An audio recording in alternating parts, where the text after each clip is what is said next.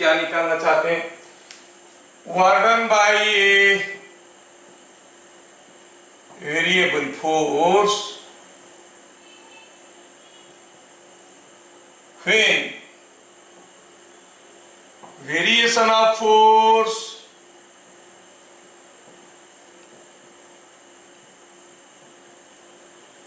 with displacement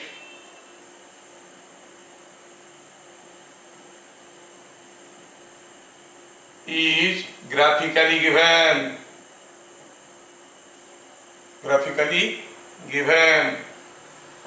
suppose हम कहेंगे कि ये कोई एक फोर्स है जो डिस्प्लेसमेंट के साथ बदल रहा है, दिखने में मान लो कि ऐसा है, मतलब पहले फोर्स इंक्रीज कर गया, डिक्रीज कर गया, जीरो हो गया। How to find out the work done in such case? If I consider a thin strip here, एक पतला सा थिन स्ट्रिप ले लेता हूं।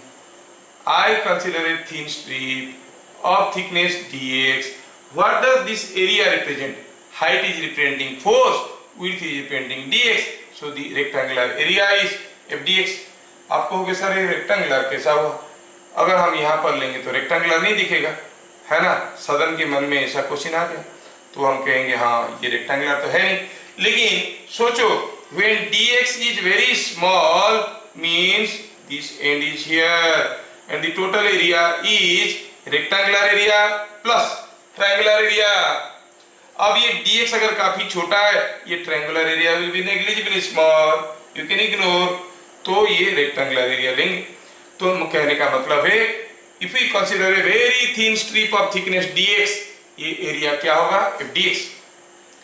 Considering a very thin strip of thickness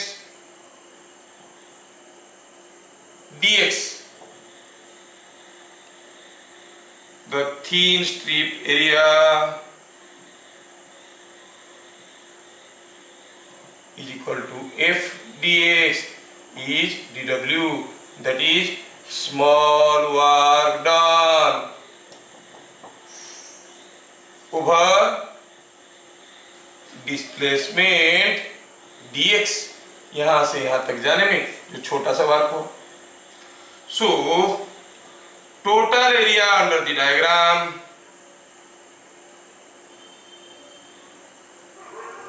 total area under the diagram is equal to total work done by force. So the total area under the diagram gives you the total work done by the force। कहने का मतलब है कि अगर हम कहेंगे कि कोई फोर्स ऐसे वेरी कर रहा है, कभी पॉजिटिव है कभी नेगेटिव है, ये पॉजिटिव एरिया ये नेगेटिव एरिया, तो हम क्या कहेंगे? अगर इस पॉइंट को हम x1 कहेंगे, ये तो 0 है, इस पॉइंट को x2 कहेंगे, तो हम क्या कहेंगे? Work done in moving from x is equal to 0 to x is equal to x1 is equal to area A1। Work done in moving from x, और ये एरिया A1 और ये पॉजिटिव एरिया है, तो मतलब work is done by the force. This is work done by force. Why? Because this is a positive area. Work done in moving from x is equal to x1 to x is equal to x2। क्या हो गया? Force का direction उल्टा हो गया था, force negative था, displacement तो बढ़े जा रहा था। Is equal to area A2। What does this area represent? A negative work, मतलब work done against force। समझ में आ रहा है? देखो स्कूल के लिए पढ़ना है तो एडवर्टाइज कर लो, हो गया काम फटाफट, क्योंकि हम लोग पढ़ रहे हैं तो सारे छोटे छोटे चीजों को पकड़ते हुए आगे चलना है। क्या मालूम कहां पर वो लोग हमें फंसा देंगे, टांग अड़ा देंगे और भड़ाम से गिरोगे। Now work done in moving from x is equal to 0 to x is equal to x2 is equal to a1 minus a2. So positive area gives you work done by the force, negative area gives you work done against the force. So क्या याद रखना है? Positive area is work done by force. Negative area means work done against force. ये हमें याद रखना पड़ेगा, accordingly हमें कैलकुलेट करना पड़ेगा। ठीक है, इसमें आप एक तीसरी चीज भी अभी देखने वाले हैं जिसको हम लोग यूज करेंगे, जो कि बड़े काम का चीज होगा। Suppose we see a case, if f varies linearly with displacement, मतलब f is of the form of ax plus b, ऐसा है। डिस्प्लेसमेंट के साथ लीनियरली वेरी कर रहा है। f और x का रिलेशन क्या है? लीनियर रिलेशन है, मतलब हो सकता है इंक्रीज कर रहा है या डिक्रीज कर रहा है, कुछ भी हो। Suppose at x is equal to x1, the force was F1. At x is equal to x2, the force is F2. तो हम क्या कहेंगे?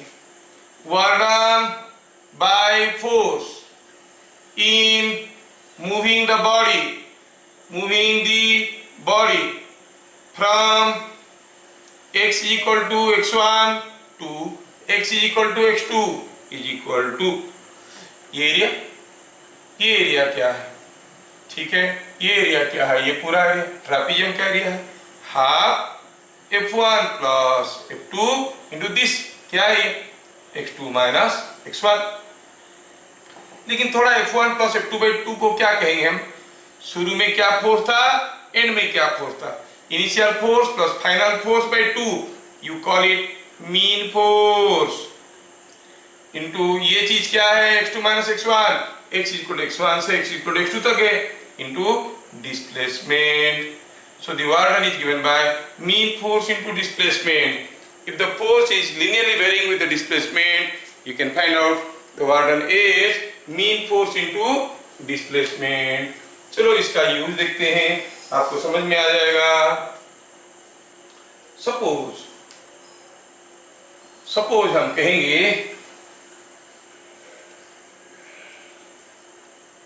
ये बड़ा इंटरेस्टिंग है, not available in your books, और most of the questions will be solve this way.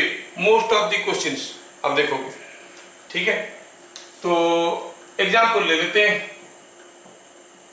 A force F is equal to 2x plus 3 newton और I के displaces a body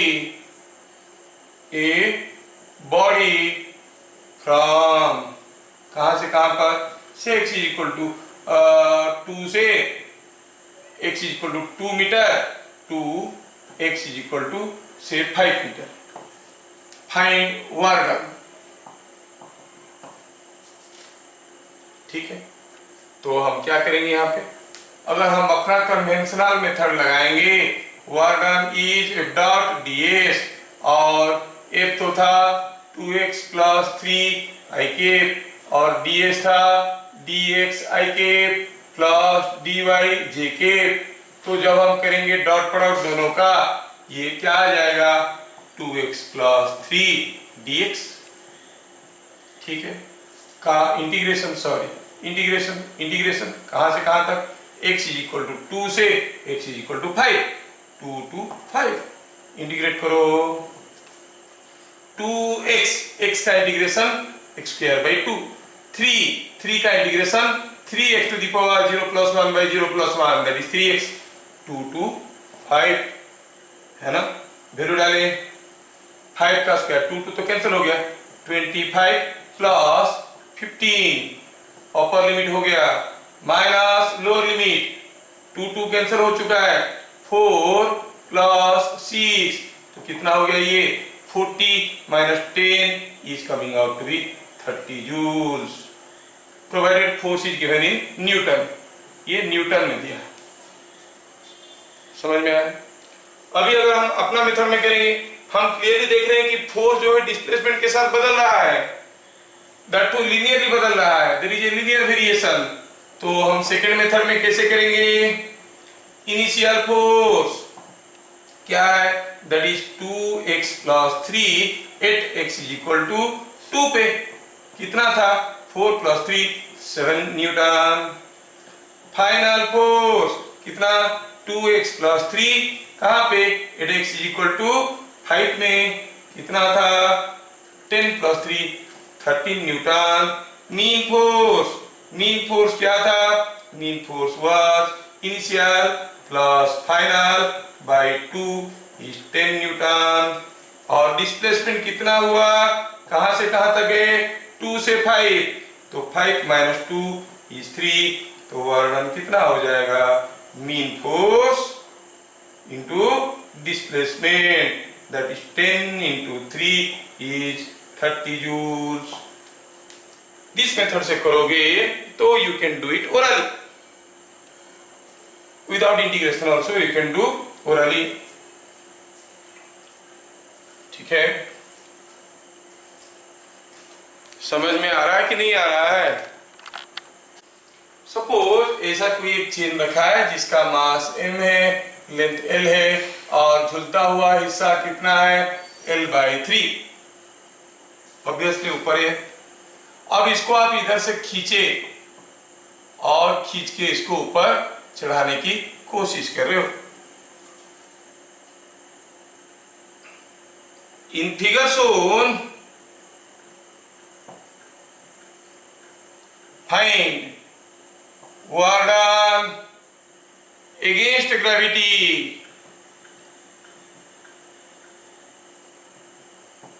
in pulling the chain onto table।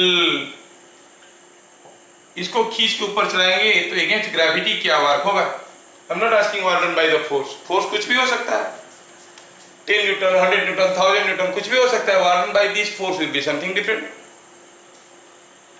Against gravity, gravitational force के चलते कितना work होगा? ठीक है, तो हमारे पास जो फॉर्मूला है वो क्या है? Work done by a force is F dot D S का इंटीग्रेशन। ठीक है, अब हम इसको खींचने लगे। जब हम इसको खींचने लगे ऊपर, टेबल के ऊपर, ये चढ़ने लगा। किसी एक इंटरमीडिएट सिचुएशन में सोचिए जब एक्स लेंथ झूल रहा है। I am doing from the ab initio principle, from the fundamental using integration. अच्छा, जब खींचने लगे, when x length is hanging, when x length is hanging, force of gravity, call it F dash or Fg, force of gravity, कितना force में gravity खींच रहा है? That is weight of hanging part, weight of hanging part. ठीक है, weight of the hanging part कितना? X length झूल रहा है, तो कहेंगे कि शुरू में पूरा मास था m, लेंथ था l, तो मास पर यूनिट लेंथ हो गया m/l, x लेंथ का हो गया इंटू x इंटू g। और you can write here m/l is the mass per unit length into hanging length is x into g is the weight of the hanging part।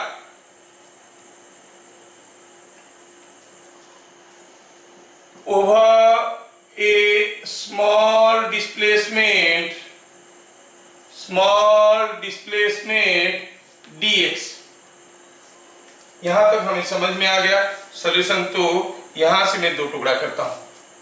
First method, over A small displacement dx। Wait कैसा है? Gravity क्या है भाई? Gravity का wait है तो कैसे होगा, नीचे की तरफ ही होगा। The weight was like this, है ना, mgx/l and you are pulling over displacement dx। तो आप क्या कहोगे, dx मतलब छोटा सा डिस्प्लेसमेंट हो गया dx, खींच लिए over A small displacement dx dw work done by gravity. Work done by gravity क्या होता है, वर्क डन बाय ग्रेविटी हो गया कितना, it is a gravitational force Fg dot dx। Fg क्या था, अभी लिखे थे mxg/l इंटू dx, दोनों सेम डायरेक्शन में। Total work done in pulling the chain, total work done by gravity in pulling the chain। तो थोड़ा सा dx खींचेंगे, कितना वर्क हुआ बाय ग्रेविटी, और dx और dx और dx और dx, you will get infinite number of small dx, that is integration of mgx और integration of all such small work। dw ये था, इंटीग्रेशन करो mgx/l इंटू dx। अब इसका इंटीग्रेशन करना है, लिमिट डालते वक्त देखना है। इनिशियली x क्या था, इनिशियली x था l/3, फाइनली क्या हो जाएगा, फाइनली हो जाएगा 0। तो x इनिशियली था l/3, फाइनली हो गया 0, you are integrating with respect to x। तो mg/l गया बाहर, x dx का इंटीग्रेशन नहीं, limited from 0 l/3 to 0। Limit पे ध्यान रखना, x इनिशियली क्या था, फाइनली क्या था। x इनिशियली a में क्या था, फाइनली b में क्या था। x इनिशियली हम यहां से ले रहे हैं x, जब x लेंथ झूल रहा है हम कहेंगे it is measure from here, initially x का वैल्यू था l/3।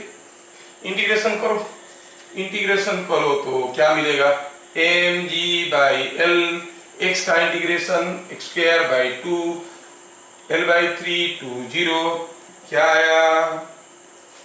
आया ये, it is coming out to be mg/l x²/2l कर लो, 2 को भी बाहर ले आओ, x² का हो गया, तो इंटीग्रेशन हो चुका है। 0 डालो तो 0, माइनस l डालो तो l²/9। सिंप्लीफाई करें, क्या आया, माइनस ऑफ ये एक l कट गया mgl/18। क्या है, वर्क डन बाय ग्रेविटी, क्योंकि f डॉट x लिखे थे, नेगेटिव आया, work done by gravity is negative, work done by gravity is -10 joules, work done against gravity 10 joules. तो आप कहोगे वर्क डन अगेंस्ट ग्रेविटी कितना आ जाएगा, mgl/18। देखो कितना डिफिकल्ट था, कितने सारे कॉन्सेप्ट इसके अंदर छुपे हुए थे। लेकिन अगर मैं अपना सेकेंड मेथड में करता हूं, इनिशियल फोर्स ग्रेविटी का क्या था, l/3 झूल रहा था भाई, कितना होगा mg/3। फाइनल फोर्स ग्रेविटी का क्या था, पूरा चढ़ गया ऊपर, है ना, pulling the chain onto the table, पूरा चढ़ गया, अब ग्रेविटी और नहीं खींच रहा है, 0। तो मीन फोर्स क्या हो गया, मीन फोर्स हो गया, यहां पर लिख देंगे, तो मीन फोर्स क्या हो गया, mean force is this plus this by 2, this plus this by 2 is mg/6, है कि नहीं, ये हो गया मीन फोर्स। और डिस्प्लेसमेंट क्या हुआ, डिस्प्लेसमेंट चेन का कितना हुआ, कितना खींचे आप, l/3, तो डिस्प्लेसमेंट हो गया l/3। हाँ, तो वार्डन में और क्या रखा, मीन फोर्स इनटू डिस्प्लेसमेंट, इसको खींचे l/3, तो mg/6 इंटू l/3 कितना हो गया, mg/6 into l/3, you are getting the same thing, mgl/18। 18। तो इनिशियली ग्रेविटेशनल फोर्स क्या था? हम ये मेथड क्यों लगाए? क्योंकि हमें समझ में आ चुका था कि the force is linearly varying with the displacement. Here you found that Fg is equal to mxg by L. मतलब force is linearly varying with the displacement. F versus x diagram will be a straight line. When F versus x diagram is a straight line, you can straightway go for mean force into displacement. क्या मिल गया? mgl by 18। या तो आप book वाले method से पूरा करो या फिर ये मेथड में करो। ये सेम क्वेश्चन हर एक बुक में इसी मेथड से ही किया है, फर्स्ट मेथड से, but now you can do it in my method also. समझ में आ गया क्या? Yes sir. Find the work done by gravity. Same figure है। In pulling the chain out of the table, नीचे खींच लेना है, आउट ऑफ द टेबल। मेरे ख्याल से आप लोग अभी फटाफट कर सकते हो। अभी आउट ऑफ द टेबल खींच के निकाल लेना है। Either you can go for integration method which you will never like, और अगर करना चाहोगे भी तो मैं सीधा सीधा यहाँ पर ब्रीफली लिख देता हूँ। क्या था फोर्स?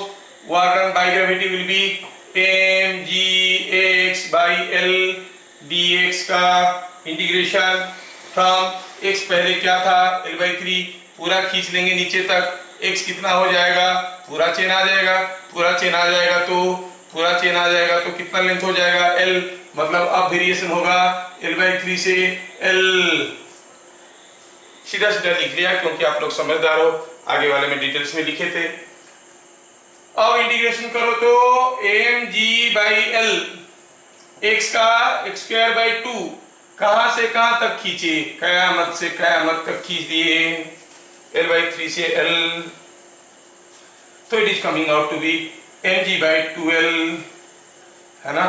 और ये L² minus L²/9, it is 8L²/9, so it is 4mgl/9। दो वर्क पॉजिटिव आया, yes, work is done by gravity. इसका मतलब हुआ work is done by gravity. अच्छा, हमारा मेथड से इनिशियल फोर्स mg/3, जब पूरा नीचे निकल गया, पूरा फिसल के नीचे आ गया, ये हाल में था इनिशियल फोर्स, L/3 झूल रहा था। सेकेंड केस में क्या हुआ? सेकेंड केस में पूरा फिसल चुका है नीचे, मतलब फाइनल फोर्स पूरा का पूरा mg, तो मीन फोर्स क्या हो गया? मीन फोर्स हो गया F1 प्लस F2/2। कितना हो गया जोड़ो तो? 4mg/3/2 is 2mg/3। डिस्प्लेसमेंट कितना हुआ है? अरे पहले से L/3 झूल रहा था, अब L झूल रहा है, तो कितना खींचे? 2L/3। अब वर्क है ना। अब वर्क कैसे निकालेंगे? Work is equal to mean force into displacement 2mg/3 into 2L/3 is equal to 4mgl/9। देखो, either you go for integration or you go for this method। आप वर्क निकाल सकते हो 4mgl/9।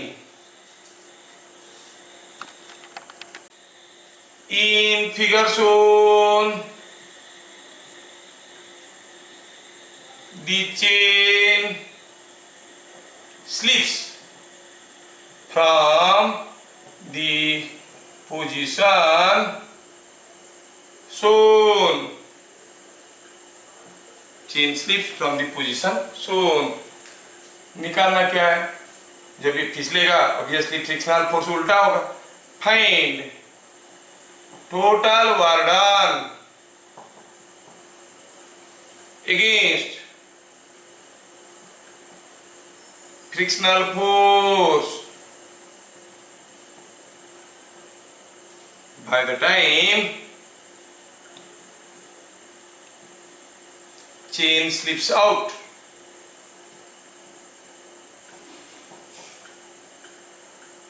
Of table.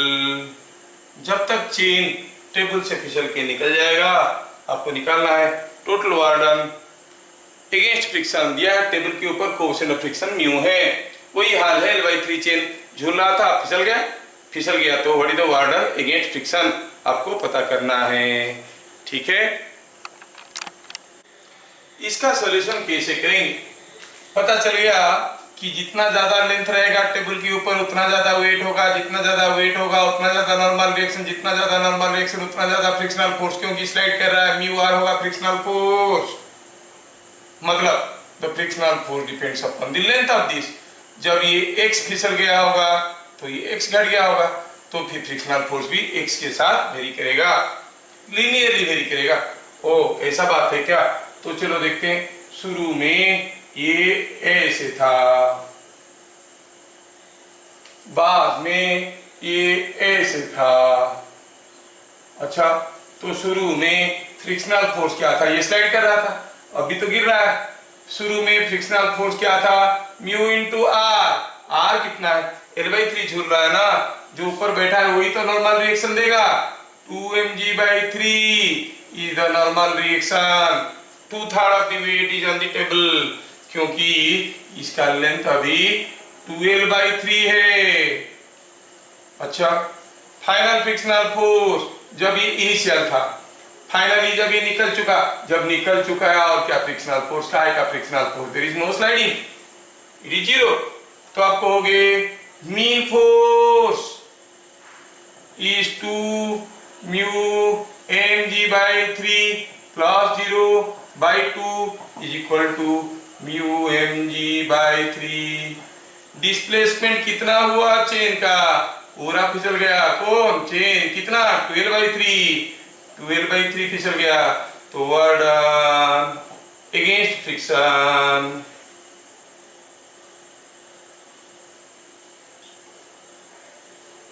Frictional force is equal to μmg/3 into 2L/3 is 2μmg/L/9। कितना आसान है, नहीं? हाँ, ठीक है। ये आपका सॉल्यूशन देखो कितना फटाफट बन गया। आप इसको इंटीग्रेशन करके भी कर सकते थे, लेकिन क्यों करेंगे? हम जब आसानी से कर सकते हैं, क्यों करेंगे इंटीग्रेशन करके? हो गया। Work done is 2μmgL/9। यहाँ पर था μmg/3, हाँ, into 2L/3 is 2μmgL/9। Fine.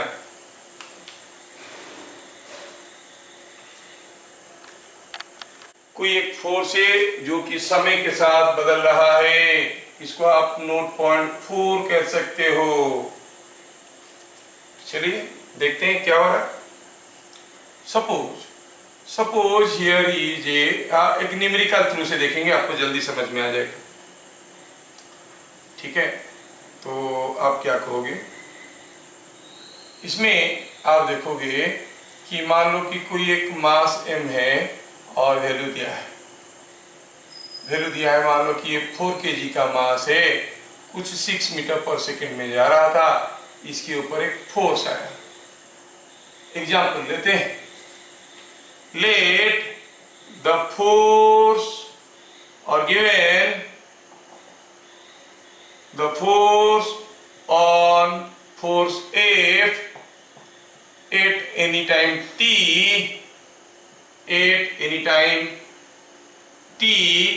is F is equal to कुछ भी ले लो 3t², मतलब समय के साथ बदल रहा है,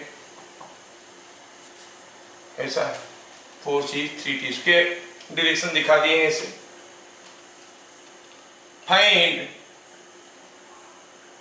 work done by force in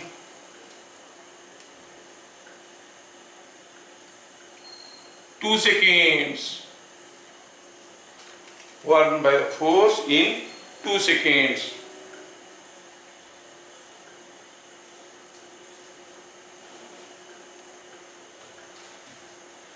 हमें निकालना है what is the work done by the force in 2 seconds। कैसे करेंगे, पहले सोल्यूशन देखेंगे। हम जानते हैं कि the total change in momentum is F D T. D T second में change in momentum F D T होता है, तो टी सेकेंड में कितना चेंज इन मोमेंटम होगा 0 to 2 सेकेंड दिया है।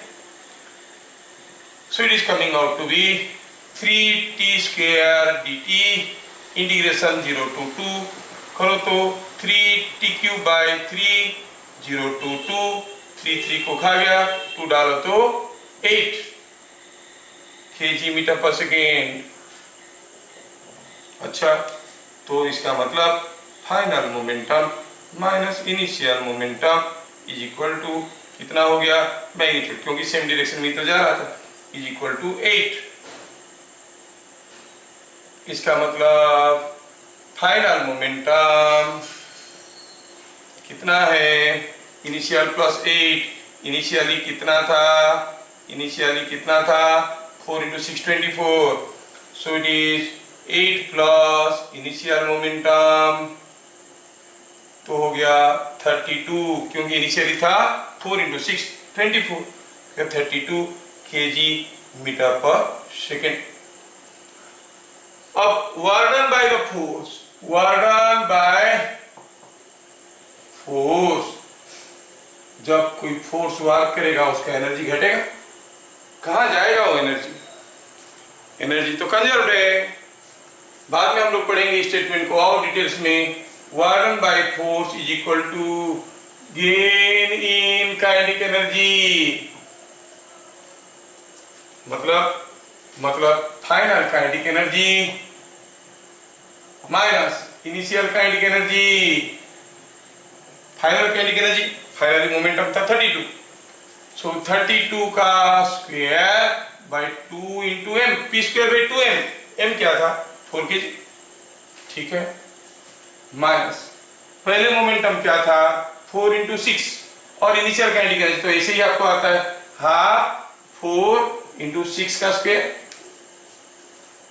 सिंप्लीफाई करें, it is 32 × 4 128 minus it is 72, कितना हो गया 56 joules. Work done by the force is change in kinetic energy, तो 128 माइनस 72 इज 56 जूल्स। ऐसे करके निकालना पड़ेगा। ये जो स्टेटमेंट है work done by force is equal to gain in kinetic energy, आप लोग अभी इसको फिलहाल एक्सेप्ट कर लो, मैं प्रूव कर सकता हूं अभी, but if you want I can prove it here, that is what is called work energy theorem। work energy theorem क्या कहता है ये थ्योरम, थोड़ा देख लेते हैं कि total work done by all external forces, ध्यान रहे एक्सटर्नल फोर्सेस, जब एक्सटर्नल फोर्सेस लिखोगे तो लिखोगे on a rigid body, body अगर रिजिड है तो work done by all external forces, otherwise rigid नहीं है तो all external as well as internal forces दोनों को लेना पड़ेगा। वर्क एनर्जी थ्योरम क्या कह रहा है, ये थ्योरम कह रहा है total work done by all external forces on a rigid body is equal to gain in kinetic energy. ठीक है, ये है स्टेटमेंट, इसका प्रूफ हम लोग देखेंगे, ये थ्योरम है।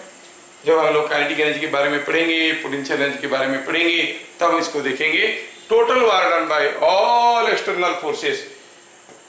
रिमेंबर, कुछ बुक्स में एक्सटर्नल फोर्स नहीं लिखा है तो रिजिड बॉडी भी नहीं लिखे, उनका भी सही है। मैं एक्सटर्नल फोर्स लिख रहा हूं तो रिजिड बॉडी भी लिख रहा हूं। अगर बॉडी रिजिड नहीं है, सिस्टम ऑफ फोर्सेस आ रहा है, सिस्टम ऑफ मासेस आ रहे हैं, तो in that case you have to see external as well as internal forces.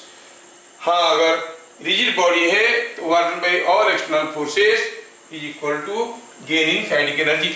इसको थोड़ा बचा के रखो, हम लोग बाद में इसको और भी डिटेल्स में देखेंगे।